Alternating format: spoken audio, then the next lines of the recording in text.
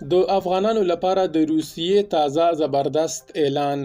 روسیا افغانان خپل هیواد ته د کار لپاره بیایي، خو په کومو شرایطو او څومره کسان یې په کار دي.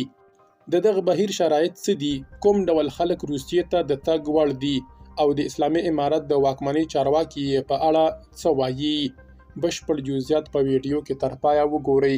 پاتمنو لیدونکو ستړي مشئ. روسیا له افغانستان څخه کارګر ورغواړي. روسي چارواکو د اسلامي امارت له واکمنۍ سره یوه هوکړه کړې چې له افغانستان څخه روسیې ته د کارګرو د لیږد بهیر په پراخ ډول ډیر کړي. دا خبره د افغانستان لپاره د روسیې د سوداګرۍ مرکز مشر رستم خبیبولین له بازا خبري رسنۍ سره کړې ده. دا مهال شاوخوا 100 افغانان په روسیه کې د ودانیزو پروژو په سایټونو کې کار کوي، خو تمه ده چې دا شمیر 1000 تنو ته ورسیږي. خبیبولین ویلي مسلکي افغان کارګر لکه خټګر یا ګیلکاران، ویلډینګ کاران، برېښناوال او رنګمالان به ډیر ژر روسیې ته واستول شي. راپورونه وایي لازم کاري جوازونه په چچنیا جمهوریت، داغستان او کراسنودار سیمه کې پروسس کیږي.